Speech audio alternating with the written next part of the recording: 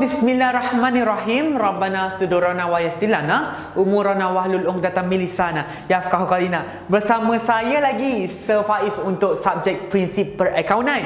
Okey, kita masih lagi berada dalam chapter 3 tingkatan 4. Kita belajar pasal apa? Dokumen sumber sebagai sebagai sumber maklumat. Alright. So, hari tu untuk yang video sebelum ni saya ada cerita dekat dalam invoice, kita ada cerita pasal diskaun niaga dengan diskaun tunai, betul? So hari ni kita akan tengok further apa itu diskaun niaga dan diskaun tunai. Okey, sebelum tu kita recap apa yang kita belajar minggu lepas. Minggu lepas kita dah belajar semua pelbagai jenis dokumen-dokumen yang digunakan sebagai sumber maklumat untuk sebuah perniagaan itu sendiri. Okey, so untuk minggu ni saya akan tekankan apa yang ada dalam diskaun niaga dengan diskaun tunai. Okey, so by end of this video kamu tahu macam mana nak kira diskaun tunai dengan diskaun niaga itu sendiri. Alright. So, pertama sekali kita pergi kepada diskaun niaga. Okey, apa itu diskaun niaga? Diskaun niaga adalah untuk menggalakkan pembeli membeli secara pukal ataupun secara banyak. Okey, menggalakkan pembeli membeli barang secara pukal ataupun banyak. Pukal ni maksudnya sekali banyak, kedebuk macam tu. Gitu ayat mudahnya. Alright. So dia nak galakkan pembeli beli barang saya banyak. So dia pun tak perlu simpan inventory tu lama-lama. So dia boleh turn over cepat je. So untunglah untuk company ni, betul tak? Alright. So apa pula diskaun tunai? Ingat, diskaun tunai ni untuk menggalakkan pembeli bayar hutang. Saya pakai ayat mudah je. Bayar hutang dengan cepat. Of course lah, dia pun dah jual, lepas tu takkan lah, dia pun nak tunggu je bila dah nak bayar hutang aku, bila nak bayar hutang aku. Kan? Dia pun mestilah nak galakkan pembeli tu bayar hutang dengan cepat. So, dia offer lah diskaun tunai ni. Okey, kalau kamu bayar 14 hari, kamu akan dapat 30%. Kalau kamu bayar lebih daripada 14 hari, mungkin 30 hari, dalam masa 14 ke 30 hari, kamu akan dapat 10% dan sebagainya. Okey, nampak tak? Lagi lambat kamu bayar, lagi lambat kamu, lagi sikit kamu punya diskaun. Kadang-kadang ada sampai lebih daripada 30 hari. Kalau kamu bayar lebih daripada 30 hari, kamu perlu bayar amount yang asal yang selepas dia tolak dengan diskaun niaga itu sahaja. Tak boleh nak dapat diskaun apa-apa lagi dah. Alright, sekarang cuba kita tengok contoh untuk diskaun niaga. Alright, sekarang ni saya bacakan dulu soalan. Pertama sekali adalah syarikat Zulian. Okey, sekarang kita tengok diskaun niaga dulu ya sayang. Syarikat Zulian menjual barangnya kepada kedai Pak Mat, seorang peruncit, dengan syarat jualan seperti berikut. Pertama, 10% diskaun niaga bagi pesanan 8,000 unit barang dengan harga RM5 seunit. Okey, itu soalan yang pertama. Dia punya yang kedua adalah 20% diskaun niaga bagi pesanan melebihi 8,000 unit. Melebihi 8,000 unit barang niaga dengan harga RM5 seunit. Sama juga. Alright. Sekarang ni cuba kita tengok kita cuba buat jalan kerja yang pertama. Pertama sekali kita letak. Okey. Katakanlah untuk soalan nombor 1 tu dia dapat 10% diskaun niaga bagi pesanan 8,000 unit. Katakanlah untuk soalan pertama tu dia beli betul-betul 8,000. Okey, 8,000 unit kamu kena darab dulu dengan harga seunit. Berapa? RM5. Betul? Okey. Lepas tu kamu akan dapat berapa? Jawapan dia 40,000. Alright. Lepas tu, apa yang kamu perlu buat adalah tolak dengan diskaun niaga dia. Diskaun niaga dia berapa? 10%. Kalau bagi pesanan 8,000 unit. Okey. So, daripada 40,000 tu,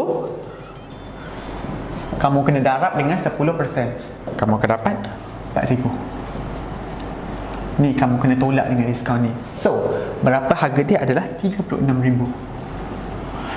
Ini adalah harga bersih untuk 8,000 unit. Harga bersih dia. Harga bersih untuk 8,000 unit adalah 36,000. Okey, sekarang ni katalah soalan tu dia minta berapa harga seunit. So, 36,000 kamu perlu darab dengan berapa unit? 8,000. So dapat RM4.50. Ini adalah harga seunit. Faham tak kawan-kawan? Alright. Okay, so Untuk soalan nombor 2, dia kata 20% diskaun niaga bagi pesanan melebihi 8,000 unit barang dengan harga RM5 seunit. Sama juga. Okey, katakanlah dia kata melebihi 8,000, kita letak 9,500 unit. Okey, kita letak 9,500 unit. Lebih tak lebih daripada 8,000? Lebih. Okey, so 9,500 unit kamu darab dulu dengan RM5. Ini memang kamu kena darab dulu. Dapat 47,500. Okey. Nampak? Okey. So, daripada 47,500 tu kamu perlu darab dengan 20% sebab dia melebihi dengan 8,000 unit. Kamu akan dapat 9,500. So, kamu perlu tolak, akan dapat 38,000. So, ini adalah jumlah bersih untuk 9,500 unit. Okey, kalau dia tanya berapa harga seunit, sama juga 38,000 kamu bahagi dengan 9,500. So kamu akan dapat RM4 seunit. Lagi murah kan? Kalau kamu beli banyak, siapa untung? Kamu untung. Alright, so faham tak kat situ? Inilah dia diskaun niaga untuk menggalakkan beli barang secara pukal ataupun banyak. Nampak tak? Bila kamu beli 8,000 unit, kamu kena bayar seunit, ya, dengan harga RM4.50. Tapi bila kamu beli 9,500 unit, kamu dapat harga seunit dengan harga RM4. Mana untung? So belilah banyak. Gitu lah cerita dia. Alright. So diskaun niaga.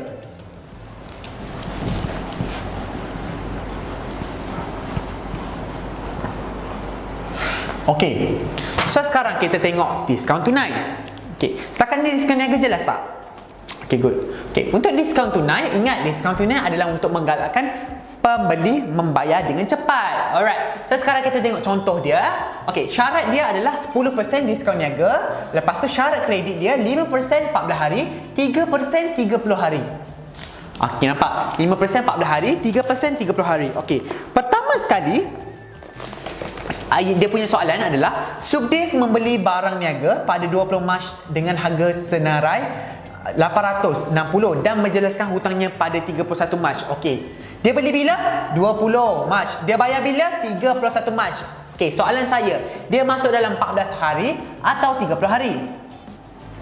Kira 20, 21, 22, 23, 24, 25, 26, 27, 28, 29, 31. 12 hari je. So dapatlah dia 5% ni sebab dia bayar dalam masa 14 hari. Okey, cara dia adalah pertama sekali kamu perlu ambil berapa harga dia beli? 860. Okay, 860 kamu kena tolak dulu dengan diskaun niaga sayang. Tolak dulu dengan diskaun niaga. Apa-apa kena tolak dulu. Tolak dulu dengan diskaun niaga daripada jumlah. Lepas dah tolak dengan diskaun niaga itulah baru kamu darab dengan diskaun tunai. Okey. So pertama sekali 860 darab 10%, kamu akan dapat 886. So 860 kamu tolak dengan 86, kamu akan dapat 774. Alright. So sekarang ni yang kedua dia dapat berapa persen? 5%. So 774 kamu darab dengan 5%. Dapat RM38.70. So daripada 774 kamu tolak RM38.70, kamu akan dapat RM735.30. Inilah jumlah yang kamu perlu bayar jika kamu bayar dalam masa kurang daripada 14 hari. Okey, ini yang pertama. Yang kedua, dia kata jika Subdif menjelaskan hutangnya pada 18 April, dia hanya mendapat 3% diskaun tunai kerana telah membayar lebih daripada 14 hari. Okey, sama juga cara dia. Okey, kita ambil juga dengan harga berapa dia beli, 860, kamu darab dulu dengan 10%, dapat 806. So 860 tolak 86 dapat 774. Ingat, diskaun niaga memang kena tolak dulu sayang. Okey, lepas tu kamu dapat berapa persen? 3%. So 774 kamu darab dengan 3% dapat berapa? RM23.22. So 774 tolak RM23.22, kamu akan dapat 750.78 sen. Ini adalah jumlah yang kamu perlu bayar. Jika kamu bayar lebih daripada tempoh 14 hari, kamu akan kena bayar 750.78 sen. Tapi bila kamu bayar kurang daripada 14 hari, kamu dapat RM735.30 sen. Nampak tak penjimatannya kat situ? Jimat lah juga at least kan. So tak adalah macam kamu perlu keluarkan duit bayar banyak semata-mata kamu nak tunda-tunda dan sebagainya. Tapi depends on perniagaan itu sendiri.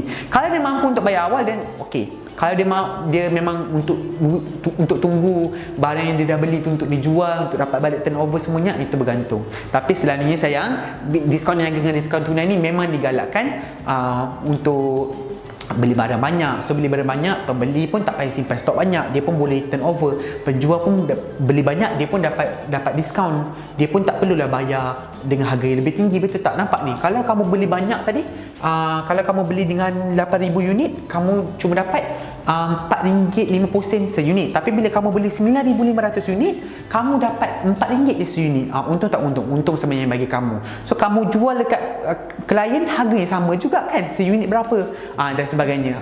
Itu nampak tak kat situ main dia. So win-win situation sebenarnya. Pembeli tak payah pegang stok banyak-banyak, so dia pun boleh turnover banyak.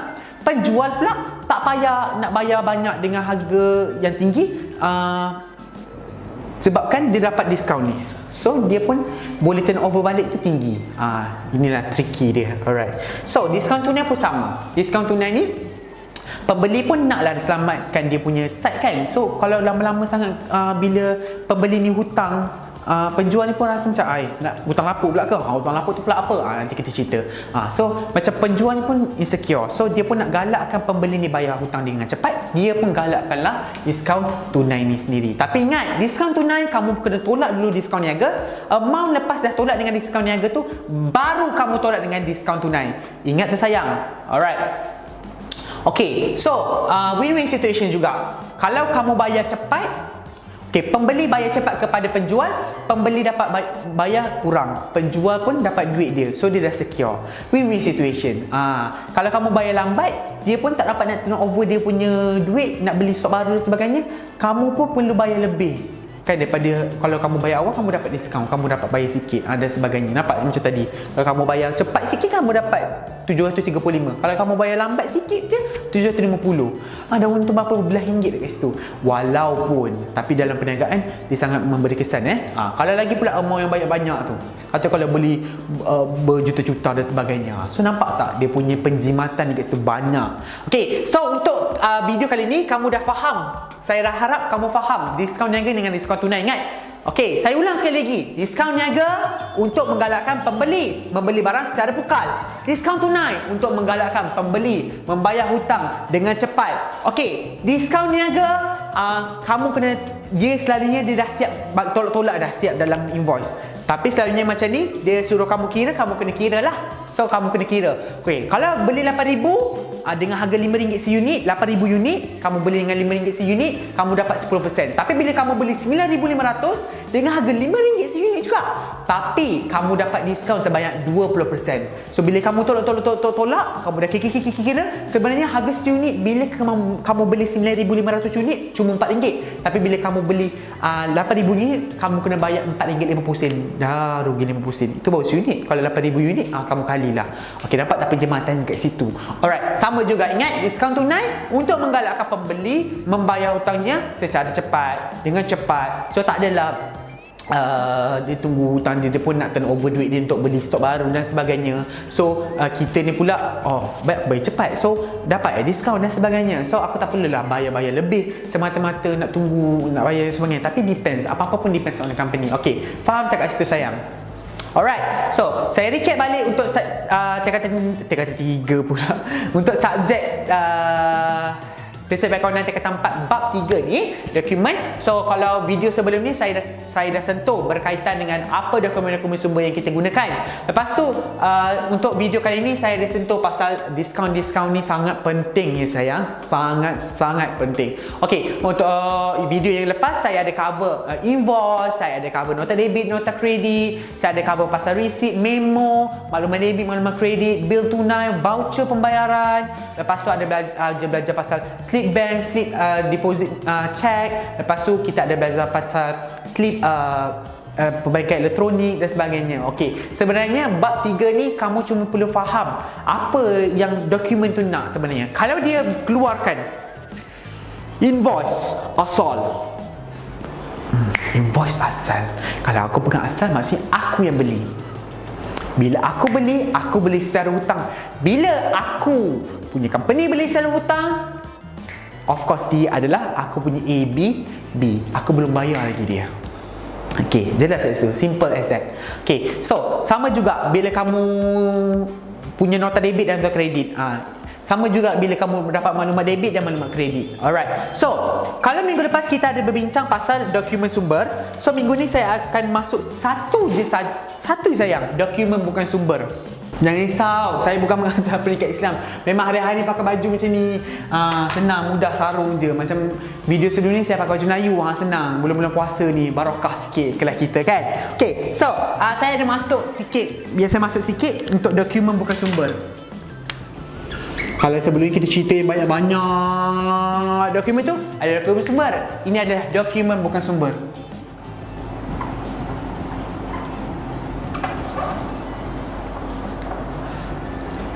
Dokumen bukan sumber. Okay, ada dua saja. Satu adalah penyata akaun. Satu adalah penyata bank. Alright. Penyata akaun ni saya simplifykan sahaja ya. Okay. Penyata akaun ni dekat dalam penyata tu dia menunjukkan berapa yang kamu dah jual kepada pembeli. Okay, kita penjual, kita dah jual kepada pembeli. Lepas tu berapa yang dia dah pulang kat kita. Lepas tu berapa pula yang kita nak charge lebih kat dia. Kita hantar nota debit, ingat? Nota kredit tadi dia pulang barang, kita bagi dia nota kredit, dia pulang barang, kita bagi nota kredit. Lepas tu tiba-tiba kita rupanya kat invoice tu kita lupa nak charge angkutan. So kita hantar nota debit. So tambah balik hutang dia. So daripada hutang asal dah tolak hutang, tambah balik hutang, berapa baki hutang dia. Itulah dia penyata akaun. Simple as that. Tak payah pening-pening kepala. Okey, penyata bank ni pula okey, ini adalah rekod bulanan yang bank akan bagi. Duit keluar masuk daripada bank. Of course, nama pun penyata bank. Bank yang akan keluarkan penyata tu untuk bagi tahu berapa baki awal, apa transaksi yang kita ada, berapa baki akhir. Selalunya dokumen ni untuk kita punya internal sahaja. Dia bukan sumber. Dia kita tak perlu, sebab kita dah ada dekat dalam kita punya record sendiri every month sebenarnya. Alright. So,